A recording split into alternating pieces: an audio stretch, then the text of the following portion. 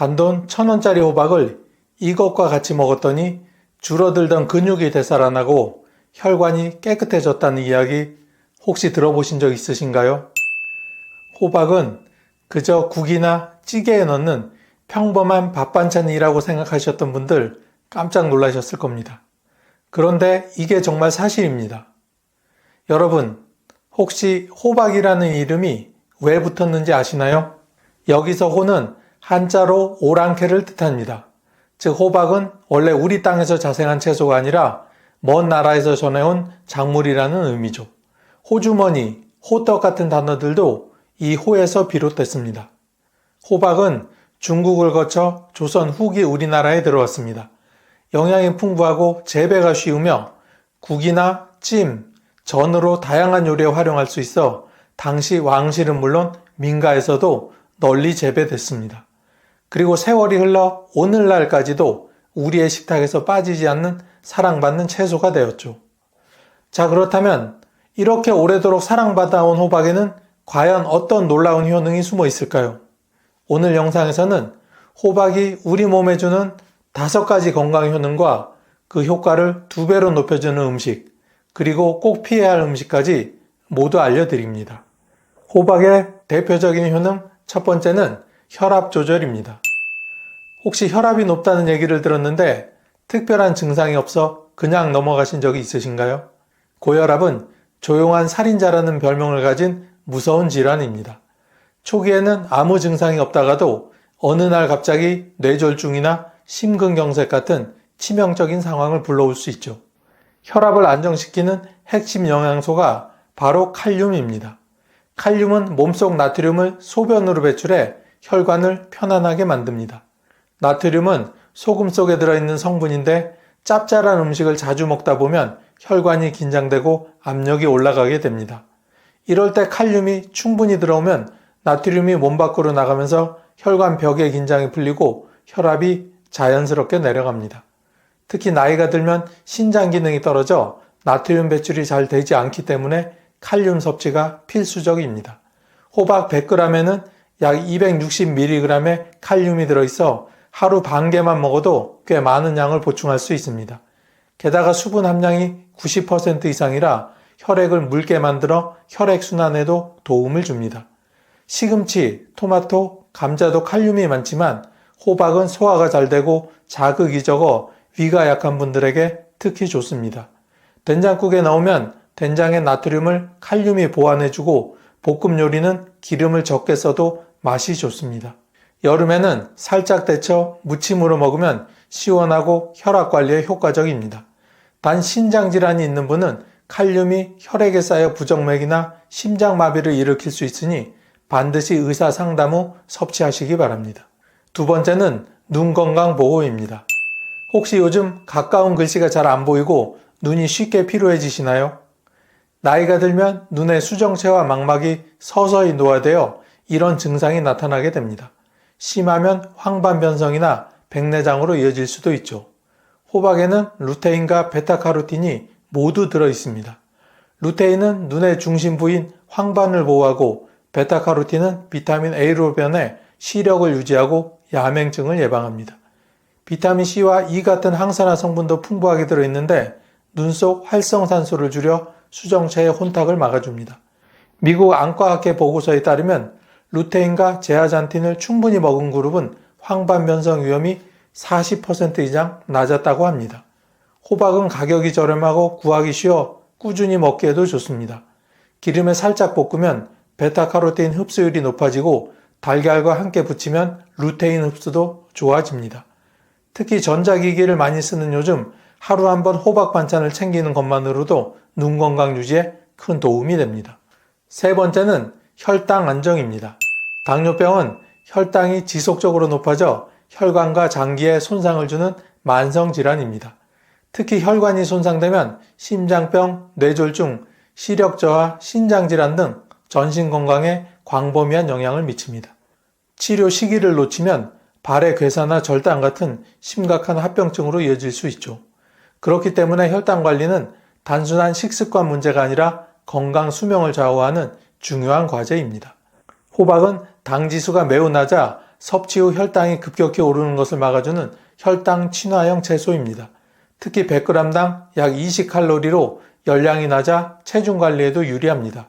체중이 안정되면 인슐린 저항성이 개선되고 그 결과 혈당 조절이 더 쉬워집니다. 호박 속에 들어있는 수용성 식이섬유는 소장에서 당의 흡수를 늦춰 식후 혈당이 급상승하는 것을 방지합니다. 여기에 풍부한 마그네슘은 인슐린이 세포 안으로 포도당을 잘 운반할 수 있도록 도와 혈당 조절을 한층 원활하게 만듭니다. 마그네슘이 부족하면 인슐린 작용이 둔화되어 같은 양의 음식을 먹어도 혈당이 더 높아질 수 있는데 호박은 이를 예방하는 데 도움이 됩니다. 또한 호박은 맛이 순하고 부드러워 여러 가지 요리로 활용할 수 있습니다. 호박전, 호박볶음, 된장국, 샐러드 등으로 다양하게 즐길 수 있어 식단의 지루함을 줄여줍니다. 당뇨 환자에게 가장 어려운 점이 꾸준한 식습관 유지인데 호박은 매일 먹어도 질리지 않는 장점이 있어 이를 극복하기 좋습니다. 다만 조리 시 주의할 점이 있습니다. 설탕이나 간장을 많이 사용하면 혈당 관리가 반감되므로 가능하면 소금 대신 새우젓, 된장, 다진 마늘을 사용해 간을 맞추는 것이 좋습니다. 또한 기름을 많이 사용하지 않고 찌거나 데치는 방식을 선택하면 열량과 포화지방 섭취를 줄일 수 있습니다. 호박에 두부나 버섯을 함께 넣어 조리하면 영양 균형이 더 좋아집니다. 두부의 단백질은 근육량 유지에 도움을 주고 버섯의 베타글루칸은 혈당 상승에 기여합니다. 다음은 뼈 건강 강화입니다. 나이가 들면 뼈의 밀도가 서서히 낮아지기 시작합니다. 특히 여성의 경우 폐경 이후에는 호르몬 변화로 인해 골밀도가 급격히 떨어져 골다공증 위험이 크게 높아집니다.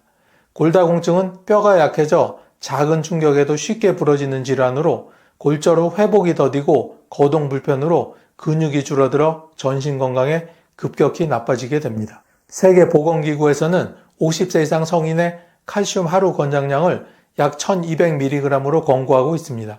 하지만 한국인의 평균 칼슘 섭취량은 이보다 훨씬 낮아 대부분 만성 칼슘 부족 상태라고 할 수 있습니다. 호박은 칼슘 함량 자체는 높지 않지만 칼슘 활용도를 극대화하는 흡수 조력자 역할을 합니다. 그 이유는 호박 속에 마그네슘과 비타민 K가 함께 들어있기 때문입니다.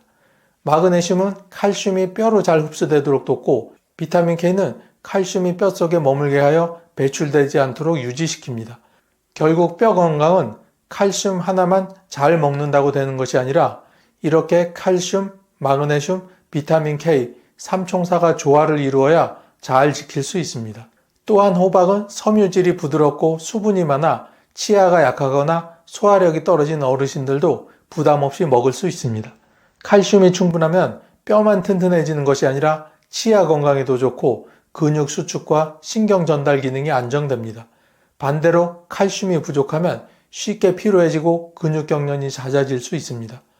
하지만 아무리 좋은 칼슘이라도 흡수율이 낮으면 소용이 없습니다. 칼슘은 비타민 D와 함께 섭취할 때 흡수율이 높아집니다. 따라서 호박 요리를 먹을 때는 햇볕을 조금이라도 쬐어 비타민 D의 합성을 높이거나 달걀이나 연어, 버섯처럼 비타민 D가 풍부한 식품과 함께 먹는 것이 좋습니다. 다음은 근육 건강입니다. 혹시 예전에는 쉽게 들던 장바구니가 요즘은 유난히 무겁게 느껴지시나요? 계단 몇 층만 올라가도 다리가 후들거리고 숨이 차는 경험, 나이가 들면서 점점 흔해지게 됩니다. 그 원인 중 하나가 바로 근감소증입니다. 근감소증은 나이가 들면서 근육량이 해마다 조금씩 줄어드는 현상으로 60세 이후에는 매년 약 1%씩 감소한다고 알려져 있습니다. 문제는 단순히 힘이 빠지는 것에 그치지 않는다는 점입니다. 근육이 줄면 균형감이 떨어져 넘어질 위험이 커지고 골절로 이어질 수 있으며 기초 대사량이 줄어 비만과 당뇨병 위험까지 높아지게 됩니다. 근육 건강을 지키려면 단백질 섭취와 함께 근육의 수축과 이완이 원활하게 이루어지도록 돕는 미네랄 섭취가 중요합니다. 호박에는 칼륨과 마그네슘이 풍부해 근육이 부드럽게 움직이도록 지원합니다. 칼륨은 근육세포 안팎의 전해질 균형을 맞춰 수축과 이완을 조절하고 마그네슘은 근육 경련을 예방하며 피로회복 속도를 높여줍니다. 또한 호박은 수분 함량이 90% 이상으로 운동 후 탈수로 인한 근육 경직이나 경련을 완화하는 데 효과적입니다. 특히 밤에 종아리 쥐가 자주 나는 분들에게 도움이 됩니다. 근육 회복에 필수적인 비타민C도 호박에 들어 있습니다. 비타민C는 콜라겐 합성을 촉진해 근육 조직과 힘줄을 강화하고 손상된 근육세포의 회복 속도를 높여줍니다. 여기에 단백질이 풍부한 두부, 달걀, 생선을 곁들이면 근육 합성에 필요한 재료와 보조제가 한꺼번에 공급되게 됩니다. 근육 건강을 위해서는 단백질 섭취와 함께 가벼운 근력 운동을 병행하는 것이 중요합니다. 매일 15분 정도라도 가벼운 아령 들기, 의자에서 일어나 앉기, 계단 오르기 등을 꾸준히 하면서 호박 같은 식품을 함께 섭취하면 근감소증을 예방하고 오래도록 건강한 움직임을 유지할 수 있습니다. 이렇게 우리 몸에 유익한 호박. 그런데 이런 호박의 효능을 2배로 올려주는 기적 같은 식품이 있다고 하는데요. 지금부터 하나씩 알아보도록 하겠습니다. 첫 번째는 두부입니다. 나이가 들면 우리 몸속 근육량은 조금씩 줄어들게 됩니다. 의학적으로는 60세 이후 매년 약 1%씩 감소하는 것으로 알려져 있는데 이를 근감소증이라 부릅니다. 근육이 줄면 힘이 떨어지고 걷는 속도가 느려지며 작은 충격에도 쉽게 넘어지고 부상을 당할 위험이 커집니다. 심하면 낙상 후 골절로 이어지고 이후 거동이 불편해져 건강 전반이 급격히 나빠질 수 있습니다. 근육 건강을 유지하려면 무엇보다 단백질 섭취가 필수적입니다. 단백질은 근육을 구성하는 건축 자재이기 때문이죠. 하지만 고기나 생선 같은 단백질 식품은 치아가 약하거나 소화력이 떨어진 어르신들에게 부담이 될 수 있습니다. 이런 상황에서 부드럽고 소화가 잘 되는 두부가 훌륭한 대안이 될 수 있습니다.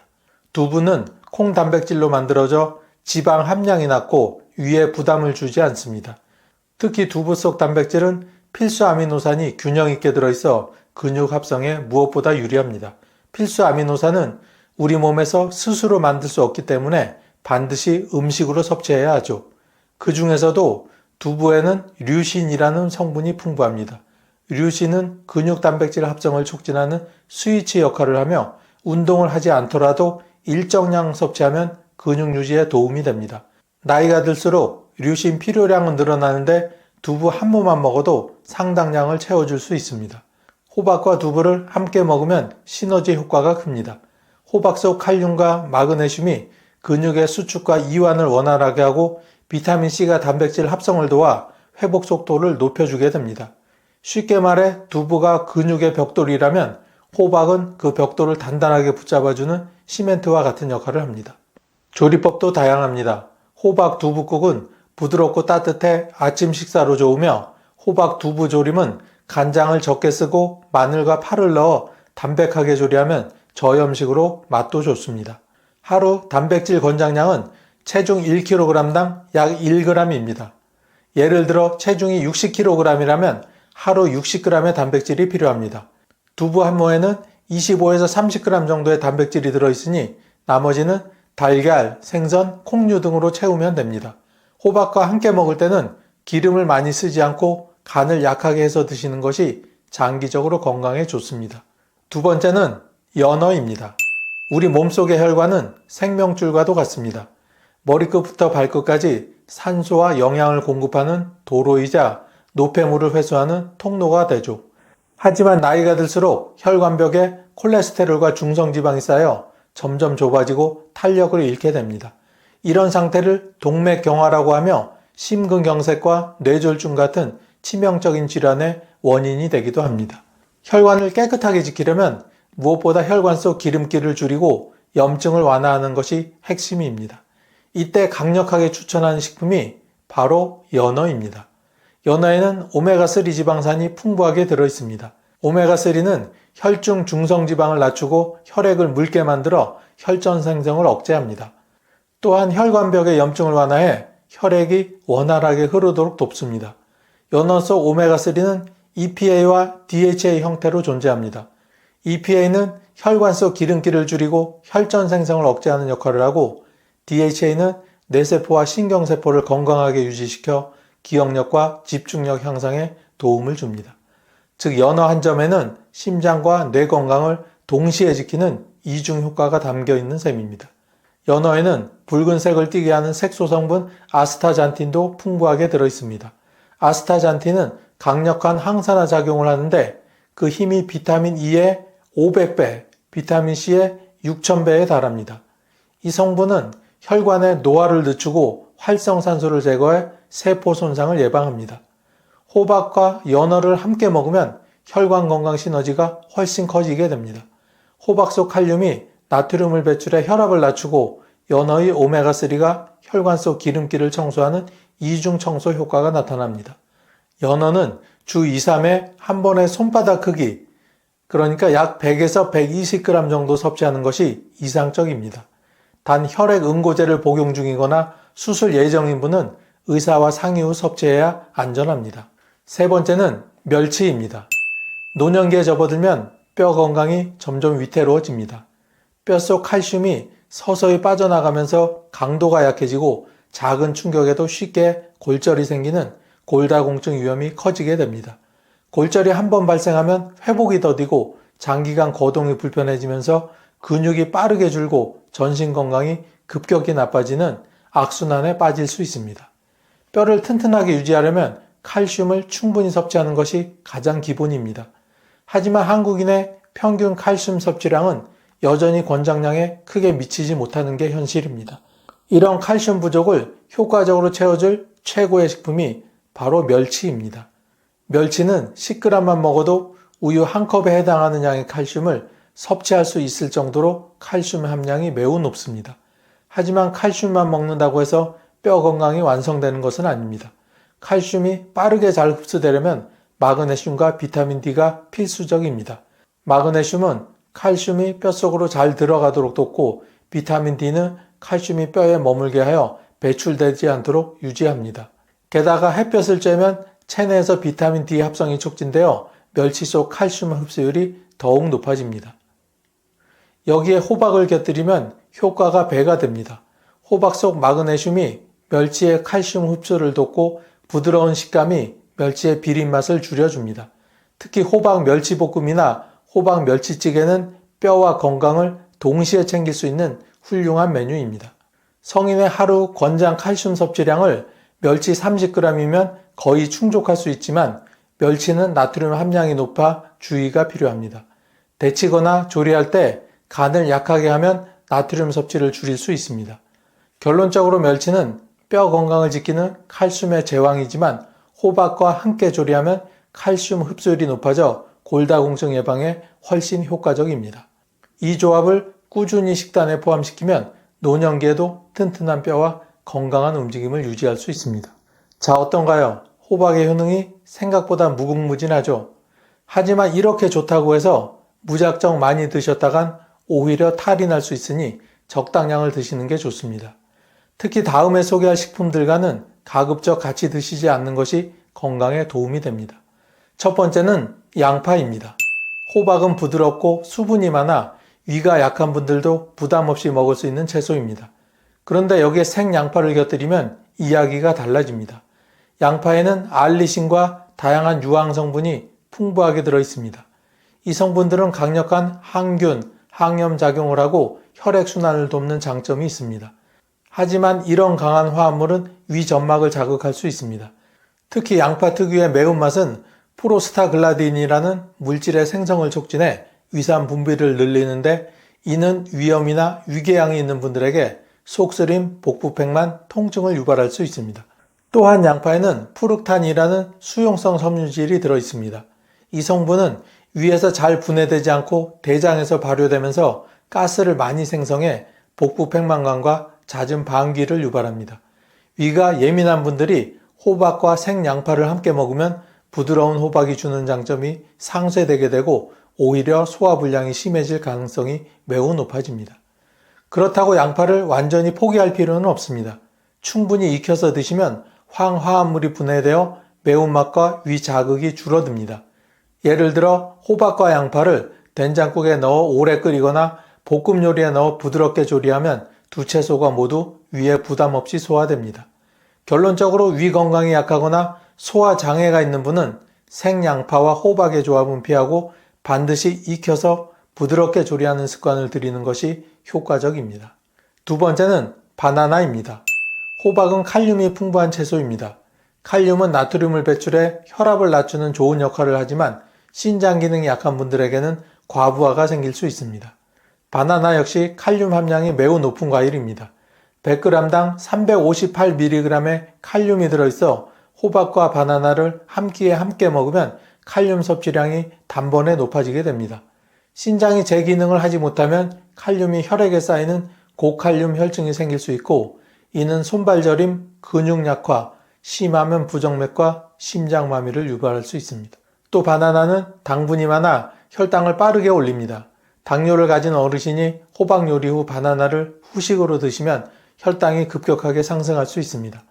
특히 스무디처럼 액체 형태로 먹으면 흡수가 더 빨라져 혈당 변동폭이 더욱 커지게 됩니다. 신장이 건강한 분이라면 가끔 바나나를 먹는 것은 큰 문제가 되지 않습니다.